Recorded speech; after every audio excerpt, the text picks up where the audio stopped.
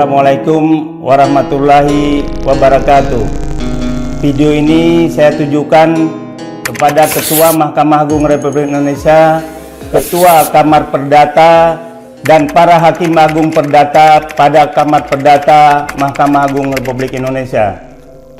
Saya mohon kepada Yang Mulia untuk meluangkan waktu sedikit saja mempelajari putusan Pengadilan Negeri Surabaya yang dikuatkan oleh Pengadilan Tinggi Surabaya dan dikuatkan oleh Mahkamah Agung Republik Indonesia pada tingkat kasasi tentang gugatan sengketa kepemilikan tanah Jalan Dr. Sutomo nomor 55 Surabaya antara Handoko Wibisono selaku penggugat dengan Nyonya Tri Kumaladewi selaku tergugat yang telah menempati tanah tersebut sejak 60 tahun yang lalu.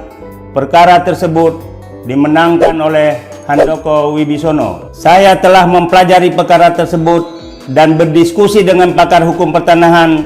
Kesimpulannya, putusan tersebut merupakan putusan yang telah memporak-porandakan keadilan, menjungkir balikkan hukum, dan tidak berlebihan rasanya jika menyatakan putusan tersebut merupakan putusan paling buruk dan paling jorok selama peradilan di Indonesia ada. Saya sebagai orang yang pernah belajar hukum pertanahan dengan baik, merasa sangat terusik dengan putusan pengadilan tersebut. Saya tidak akan pernah bisa tidur nyenyak sebelum Nyonya Tri Kumaladewi dinyatakan sebagai pemilik sah atas tanah tersebut yang proses hukumnya saat ini pada tingkat PK di Mahkamah Agung Republik Indonesia. Menurut saya, seandainya yang menjadi majelis hakim menangani perkara tersebut adalah Dajjal, Iblis, dan Jin, mustahil mereka akan memenangkan Handoko Wibisono karena Dajjal, Iblis, dan Jin juga tidak mau dinyatakan sebagai yang tidak profesional. Bahkan jika perkara tersebut ditangani oleh orang-orang yang tidak bergelar sarjana hukum namun memiliki tingkat kecerdasan sedikit di atas simpanse dan memiliki integritas yang baik, maka mustahil Nyonya Tri Kumaladewi dikalahkan.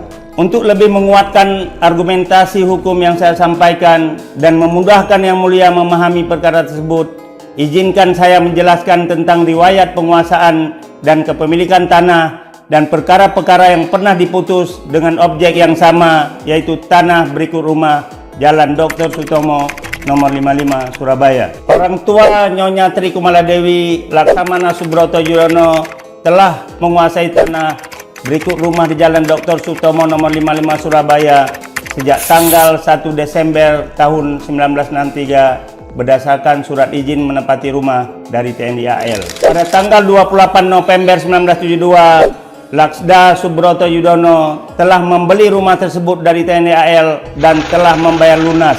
Hal ini sesuai dengan surat tentang pelepasan nomor K4000-25872 tanggal 28 November 1972. Pada tanggal 2 Agustus 2019, Nyonya Tri Kumaladewi, ahli waris Laksda Subroto Yudono, telah membayar biaya perolehan hak atas tanah dan bangunan tersebut sebesar Rp484.794.750. Pembayaran tersebut dilakukan atas perintah Kepala Kantor Pertanahan Kota Surabaya I sebagai persyaratan sebelum diterbitkannya sertifikat.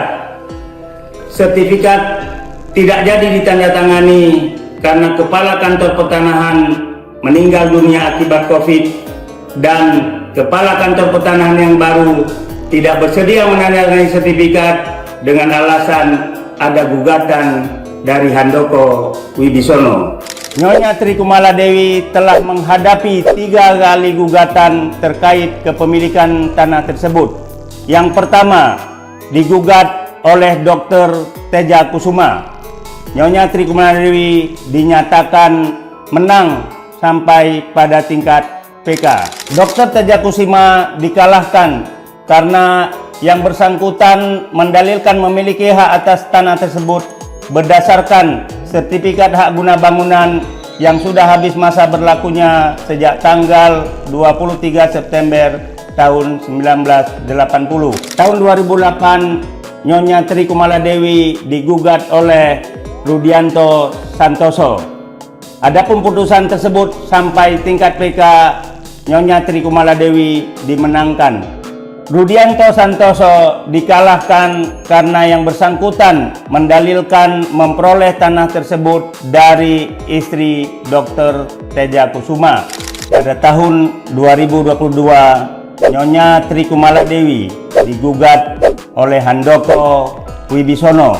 Handoko Wibisono mendalilkan memperoleh tanah tersebut berdasarkan ikatan jual beli dengan Rudianto Santoso yang telah kalah dalam perkara sebelumnya. Anehnya, Majelis Hakim Pengadilan Negeri Surabaya mengabulkan gugatan Handoko Wibisono dan menyatakan Handoko Wibisono memiliki hak prioritas untuk memperoleh tanah tersebut. Yang lebih aneh lagi, Nyonya Tri Kumaladewi dihukum untuk membayar sejumlah 5.400.000.000 rupiah kepada Handoko Wibisono. Sebagai informasi kepada Yang Mulia, Rudianto Santoso dan istri Dr. Teja Kusuma saat ini ditetapkan sebagai tersangka oleh penyidik Polda Jatim karena diduga kuat telah memberi keterangan palsu dalam akta otentik. Adapun yang menjadi pertimbangan Majelis Hakim Pengadilan Negeri Surabaya memenangkan Handoko Wibisono karena Handoko Wibisono dianggap sebagai pembeli yang beritikat baik karena ikatan jual beli tersebut dilakukan di hadapan pejabat yang berwenang, dalam hal ini notaris.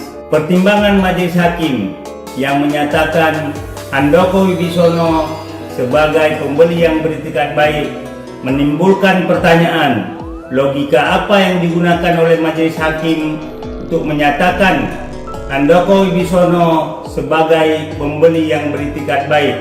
Bukankah Rudianto Santoso selaku penjual tidak berhak atas tanah tersebut? Notaris yang membuat ikatan jual beli pada tahun 2016 juga telah diperiksa oleh Majelis Kehormatan Notaris Jawa Timur dan yang bersangkutan mengaku membuat ikatan jual beli tersebut karena tidak mengetahui bahwa di atas tanah tersebut pernah terjadi sengketa dan telah ada putusan pengadilan yang berkekuatan hukum tetap. Nini Sucianti mengaku tidak tahu menahu tentang perkara-perkara yang pernah ada di atas tanah tersebut, dan dia juga tidak pernah diberitahukan oleh penghadap, dalam hal ini Handoko Wibisono maupun Rudianto Santoso.